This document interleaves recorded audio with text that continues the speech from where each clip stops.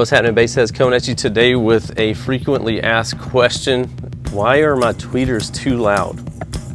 Well, one, you could have too many of them. Two, you could be overpowering them, and you can have them set too high on your frequency. So that's going to be the top three reasons, I would say. You don't require a lot of power on tweeters because they're very efficient in what they're doing. Obviously, the motor or magnet on the back of this is a lot different than a mid-range or a subwoofer magnet. It's very small, so they're not made to handle a ton of power because it's just physically not possible when your voice coil on these are a fraction of the size of fifth or a tenth of the size of a subwoofer that might have a 3, 4, 5 inch voice coil, whatever. So I see a lot of people. I mean, I'm kind of guilty of this as well. When I was a kid, I had a lot of tweeters such as this in my vehicle, little 1 inch dome tweeters hanging up all over my truck at the time, and I probably had 10 tweeters on each channel of my radio. I didn't know what I was doing. There wasn't YouTube back then. I couldn't just go online and see the proper way of wiring stuff, which kind of leads me to a little alleyway right now.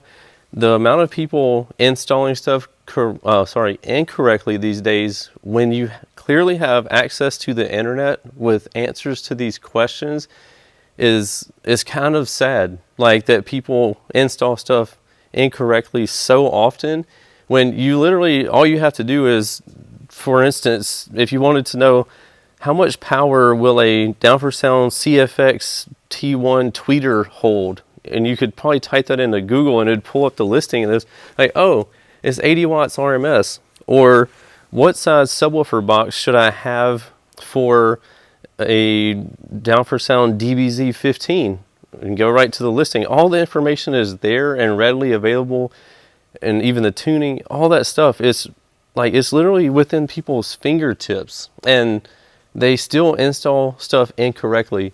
Some of it is above their skill level, and I'm speaking from experience. Like, I'm not a subwoofer box builder, I'm not a box designer, I'm not an installer, I'm none of those things. So when it gets to a certain level, I'm like, I'm not going to do that. I'm going to pay somebody else to do it. Anyway, let me get back on why are my tweeters too loud. So back when I was a kid, I had like probably 20 of these things dangling from the roof of my truck, and I thought it was cool if I'd be going down the road and all you heard was tss, tss, tss, tss, tss, going down the thing. Again, these things, literally, they'd be dangling like this at the top. Like, I'm cruising down the road and with the windows down, and these things are just dangling up there. I was too cheap to even put like tape on there to like get them to stick.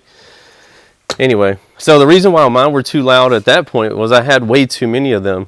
I had like 2 6.5s in my doors, and I had like 20 tweeters.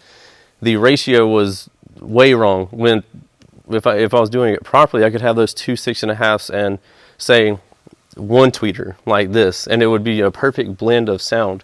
So the next thing would be overpowering tweeters is going to make them too loud. I get in a lot of people's vehicles, well, not a lot, some people's vehicles at shows, and man, the tweeters are so insanely loud, like it kind of ruins the whole demo for me. I'm like, why do you have this so loud? I know it's like preference for each person, but it's literally so ear piercing.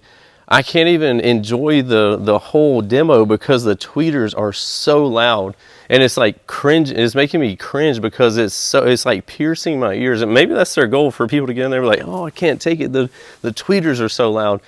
But my ideal demo is getting in there and it'd be a nice frequency, a range of frequencies blended together very nicely. So that's my goal. But again, I know everybody's different, but so they could be overpowering them, or they could also have way too many of them. That's going to be the top two things I would say, would be having too many of them or overpowering them. Again, you need to have a good blend. So if you look and I say there's so many different factors when it comes to preference and things like this in car audio, but I would say it would be a good blend would be one mid-range to one or two mids to one tweeter. That would be a good kind of blend. Again, earlier I said you could have two 6.5s and one tweeter like this. It'd be perfectly fine. Or if you wanted to do such as my Tahoe, like the doors of my Tahoe, you'll see, I think we have 6 mids, and across the top we have 6 tweeters. Like, so it's a good pairing of speakers, of tweeters and mids. I don't have 12 tweeters on this door and 3 mids, or 6 mids and 12 tweeters. I have, like, it's perfectly paired for a very nice, nicely balanced sound. So it's not, and I have plenty of power on tap, but I'm not using all of it. Again, I have a JP 10.4 on the mids and the tweeters in these doors, but I'm not using all of it because I don't need that much power. So that's the other thing. Other people could do better by turning their gains down. You don't have to have your tweeters so loud. I mean, I enjoy a little bit higher level of tweeters, but not where it's like melting your ear off, obviously. So like backing your gains down on your tweeters a little bit will make your demo like a lot more enjoyable for, I think, you and others that you want to give a demo to as well. So we're gonna go ahead and wrap up this video so I don't take up all of your day. But don't forget about the Down for Sound difference. Guaranteed lowest prices, fastest shipping, and best customer service. And we have a ton of different financing options on the website that you can check out under the financing tab. So you can get the system of your dreams today and pay it back over time. We'll see you in the next one. Later.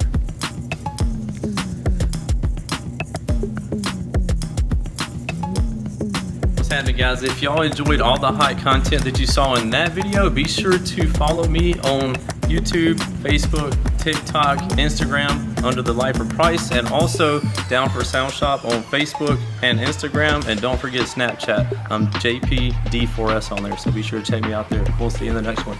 Later.